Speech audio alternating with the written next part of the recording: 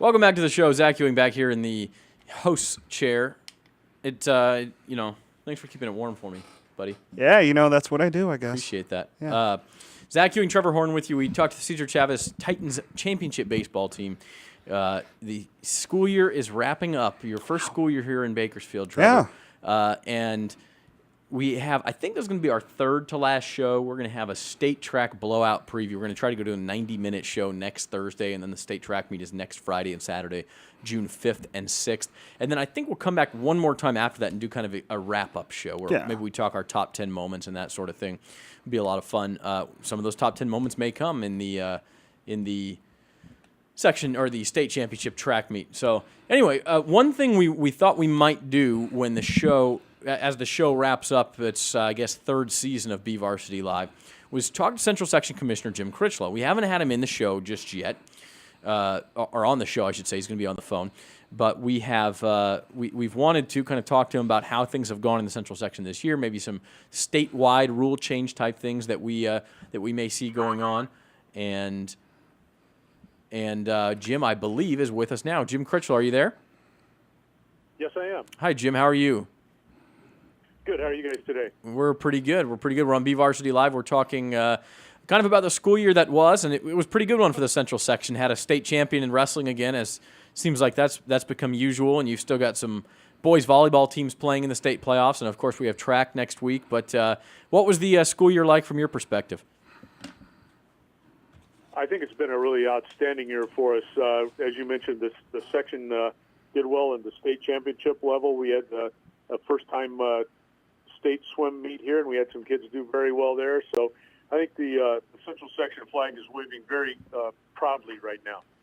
I know. I think we talked before, Jim, about the Central Section. It almost seems like you have a chip on your shoulder a little bit because you're in the middle of everything and kind of getting pulled in both directions from the Southern Section and from the Sac Joaquin and North Coast sections, and everybody sort of wants to push you off on everybody else, and of course you're fighting for the section and its own rights. Do you feel like you're making progress in that regard, though? It seems to me like the Central Section maybe does have some more statewide respect than it did 5 or 10 years ago. But we believe we do. We have proven our points now when we go for seating meetings. We're not just the other person coming into a meeting and you're here, so yeah, you're going to enjoy it, but you'll be the 7 or 8 seed. And as our teams do well, like our 5 seed 2 boys volleyball teams you just mentioned earlier, winning over the 4 seeds, that just is another feather in the cap.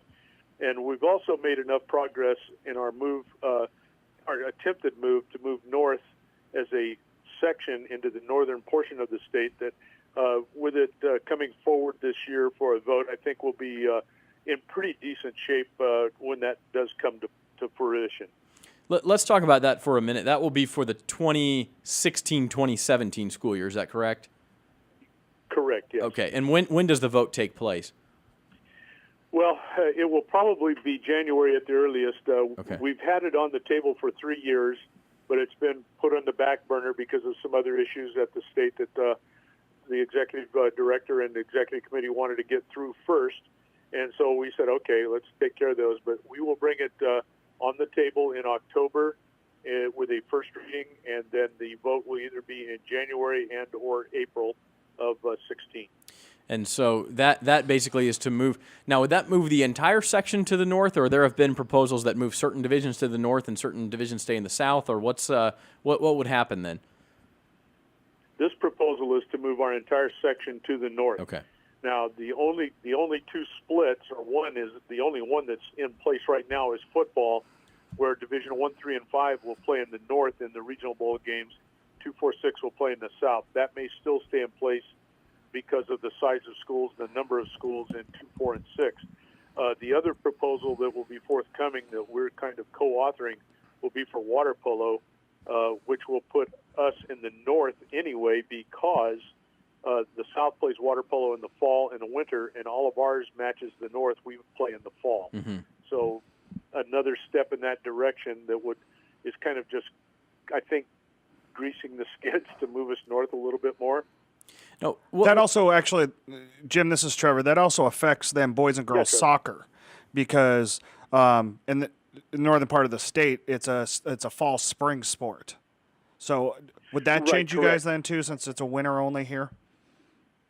No, we would then be invited to the Southern Regional. As right now, anybody who plays soccer in the fall, Central Coast section, I believe, does. They could join the Southern Regional soccer if they so desired. So we will still be able to play in that tournament down there, even because the meds are split up north, as you alluded to. Okay, so soccer would stay south. What's the general philosophy behind wanting to go north? Is it just feel like a better competitive fit, or a better geographical fit? What sort of started the philosophy? Well, it's a couple things. One is geographical. One, obviously, you have to go over the mountain, and then once you get over the mountain, you're sitting in traffic for 2 or 3 hours just trying to get to a game in mid-Orange County somewhere. Secondly, when we started looking and analyzing, trying to market the section and getting sponsors, every time we approached somebody, we were told, oh, well, from Delano North, or actually from Wasco North and McFarland, you're in Northern California, and Bakersfield is in Southern California. So trying to get a major corporate sponsor like a Toyota or a Chevrolet or somebody, we were at loggerheads, we couldn't get anybody.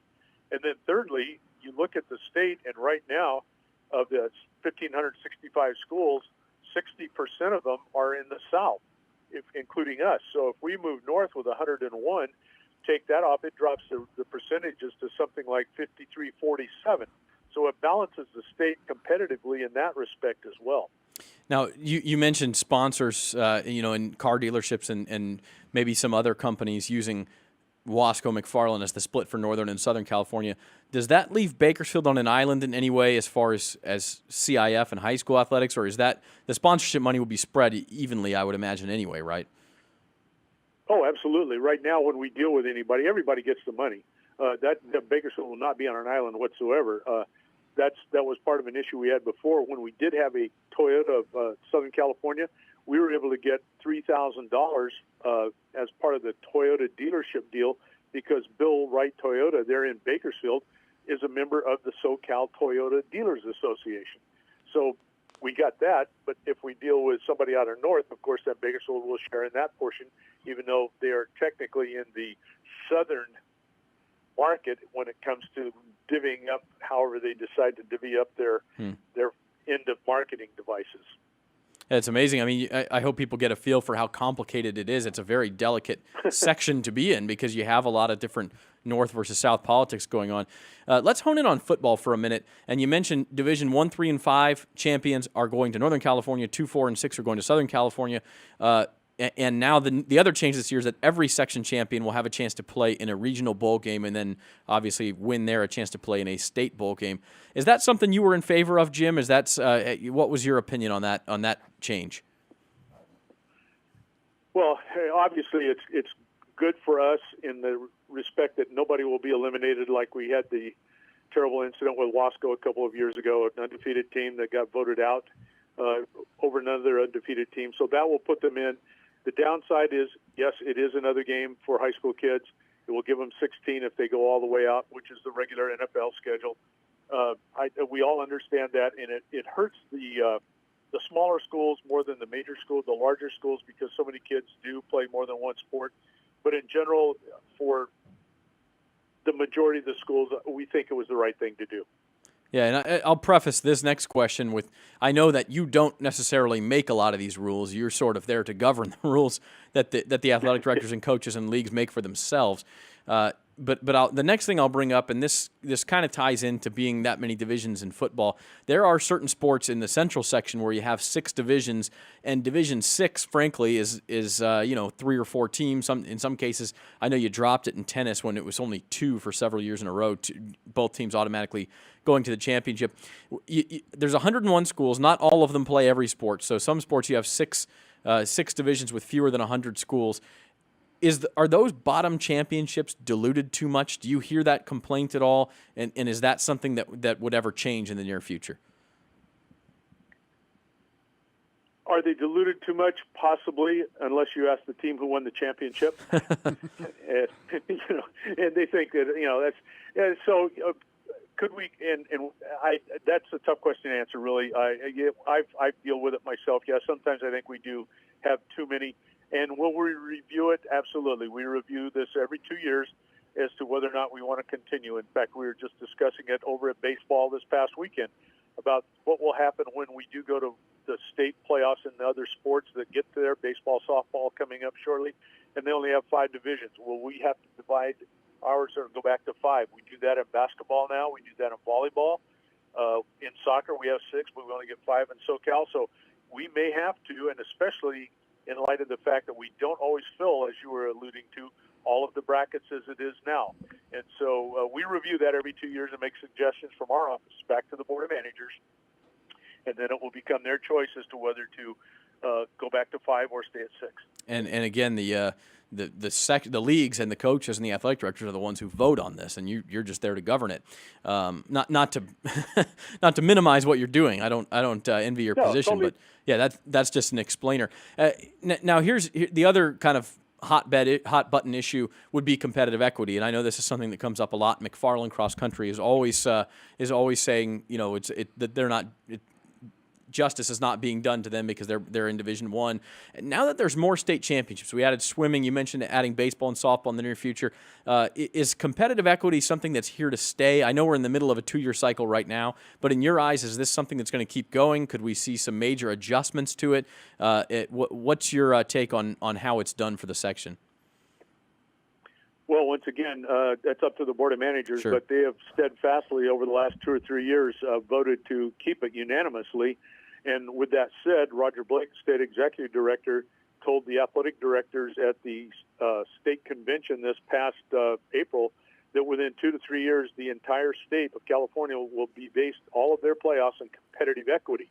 And to get it started, starting this coming year, if it passes the vote in October, which we're quite sure it will, the 4 southern sections, ourselves, San Diego, Southern, and Los Angeles, will be ranking our teams after the volleyball playoffs, after the soccer playoffs, after basketball playoffs. We will rank ours 1 through however many we get in a sport. For example, in volleyball, we get guaranteed 9 entries. Okay. And 1 potential at large. So we will rank our schools after the playoffs 1 through 9, and our number 1 school will go in Division I. The Southern section will do the same. They get guaranteed 4 entries. San Diego gets 2, 1. LA gets 1. Then we'll come to the at-large entry. Then in the other divisions, it's 2, 2, 2, and they will just fall where we as a section rank ours. What this does is it prevents Southern in San Diego from having open divisions and then dropping their first-round loser all the way back down to Division 5 and win a state championship. So if that team goes in and they win, they will be ranked at, Sierra Canyon? Was that the team that Chatsworth. was number 1 in the state all year? They lost their opening round game. They dropped them all the way down to D5 in their playoffs, and they won a state championship, even though they were maybe the best team in Southern California. Sure. So we are going to go forward right now with competitive equity as a model, and if this passes if it works after 2 years, you can almost look for the state to jump on it within 3 years. Would there be any adjustments? McFarland saying, okay, if your enrollment is less than 1,500, you can't go above Division II or Division III or something artificial like that. That's something they've mentioned. Or in sports like cross country, where you could compare the time and they could drop back down to a division for state. Is that something that there could be some relief for a situation like a McFarland cross country, Hanford girls basketball, CVC volleyball, one of those? Well, again, there's nothing in there regarding the number. In fact, as this proposal moves forward at the state level in SoCal Regional, the 600 cap on the Division 5 is being eliminated. Okay, so it'd be less so. You could take a look. Right. But right now we have 8 criteria that schools can petition to move back down from a division they're in. If after the season we open a window for 15 days, and they can petition to move. We have a new coach. We graduated all of our players. There's 6 or 7 other things they have to address, and then we look at them and we can move them down accordingly. But if you take the cross country, for example, and say, okay, we're going to rank those 1 through however many we get, and we get 2, 4, 6, 8, 10. I think we get 12 entries in cross country. Well, if McFarland runs at our section meet, if they run the 5th best time, they would be accordingly in Division 2, 4. They may be in Division 3. Okay. If they run the 12th best time, they're in Division 5. So that's kind of the way this is all unfolding as we move forward with it. But they are allowed within section to petition to move down. Hey, Jim, it's Trevor again. One of the things Roger Blake said when he was in here on our show leading up to, state wrestling, one thing he talked about was a different sandbox for public and private schools, meaning the private schools that have the ability to recruit kind of play in their own little sandbox, and he'd like to see that at the team level at the state competition. But, here in the central section, I don't really see the private schools being at that same echelon that the Mater Deis, the St. John Bosco's, the De La Salles are at. What's your take going forward when it comes to, like a private school like Garces that only has, 650 kids, but their girls basketball team, routinely wins basketball games. So where do you stand in that whole different sandbox outlook as the section commissioner in this one? Well, I believe as we're talking about how we're going to do it now with this pilot program in the South, you will find that those public or private schools, the big ones down south, are going to be ranked in the top 2 or 3 in their section. And that's going to put them in the open division and or Division 1 instead of the Prices and those schools being down in Division 4. In Garces' sake, for the girls, this year they were Division 1. They lose a few people here and there. They will drop down in Division 2, 3, maybe as low as 4. So we will have the ability to rank them where we feel they belong, and not just necessarily where they play in our own divisions, with the exception they will not be able to drop down more than one division from where they play here. So I think that's one of the concepts to help alleviate the situation from the haves and have-nots, the privates, the public. With the competitive equity, those who keep winning will be pushed to the top. Yeah, and that will put them in their big sandbox. Well, and I think that was one big thing that, you look at Garces versus Windward, the team that they lost to in the first round of the SoCal Regionals. Windward, when they lost to Garces in November at the Palisades tournament, they were without 2 of their top 3 players because they were sitting out transfer rules. So it's a much different beast in that aspect too, right, Jim? When you look absolutely, at yes. Yeah. The thing I will give credit to our private schools here for the most part, and I mean it sincerely, we have very few recruiting issues with those folks. They do a great job of getting incoming freshmen.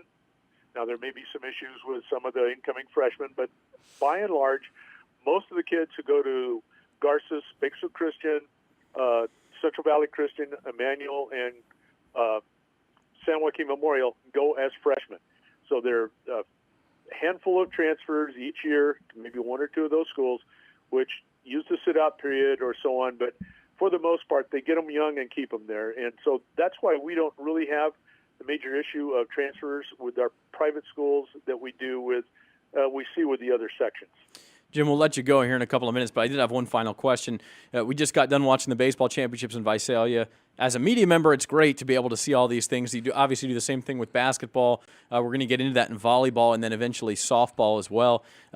Plans for any other sports to go to one site, team sports? I know football is the one everybody's going to ask about, and it seems like the momentum for that has stopped a little bit. But what might we see as far as one-site section championships in the next year or two? Well, you mentioned volleyball, which we're going to start next year. Softball is on the horizon, but facilities there and expense is an issue. Football, we're kicking around a couple of ideas. I don't think we'll ever get to a single-site venue for football. Bulldog Stadium is an issue, and mainly because when we finish and if they are still hosting games, BC the same if they're in the state playoffs. But we are kind of looking at a concept of maybe 3 stadiums with double headers in those 3 stadiums. Let's hypothetically, Bakersfield High would play Division I. They're the highest seed, so they'd play there, and maybe Wasco's in as Division IV, so they would host somebody there and play at a stadium, maybe BC. Same at Grappetti or Mineral King in Visalia, or Tulare, Matthias, and maybe one up in the Fresno area. So that's something that we're kind of looking at as a stopgap until we maybe can get into a big venue. But then after that, we looked at wrestling, but wrestling community, some really good response as to why they don't want to go to one. It has to do with the nutrition for the athletes and being able to go in and out of a facility. We're finding high schools are too small. Selland Arena would be nice, or Rabobank would be nice, but they have some restrictions on what can come in and out of there. So wrestling probably won't make it. Swimming, we're now looking at, after going over the results of D2 swimming and D1 swimming here. In fact, that's what Jeff's working on now as we speak. We're looking at combining that back to one venue again because of the state meet now and how large some of these events are getting and not really true championships. So those are probably the only ones coming up. The softball we'll hope will be next on the list, and then maybe down the line football. Yeah, and football, no, those double headers, just to clarify, those would be adjustable. So you could say, okay, the two Kern County teams that are hosting will play at BC, the two Tulare County teams or Kings County teams will play at Bob Mathias, and the two Fresno County teams that are hosting will play. And you can adjust it. If there's three Fresno County, one of them will have to move down to Visalia or whatnot, but they are adjustable. Exactly. That will be the intent. We're starting to put some things together just to look at it, but that would be the intent, to keep the game in the highest seeded hometown area, and much like will happen with the state regional games, those first round games. For example, this year's champion Edison will probably host a regional game next year to start things, and then from there, if they win that game and they don't get selected to be one of the 5 televised games up at Sac State, which will be the new host this coming year, they may host a game back here the next week again as a state bowl finalist themselves. So those kind of things could happen. So those are things that are all out there on the horizon for this coming year. Well, that's awesome. Well, we really appreciate your time, Jim, and all the work you do out there, and congrats on another good school year.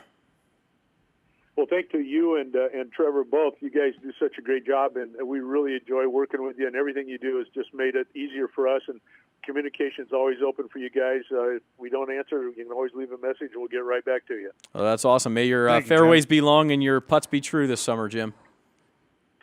Get an ace on 9, sir. Have been. Yeah. Yeah, I'll try another. I'll try to get one more. All right. You have a good one. Okay, guys. Thanks again. Okay, bye-bye. That's Jim Chrichlow, Central Section Commissioner, joining us here on BVarsity Live. We owe you one more quick break, which we will take now and be back to wrap things up.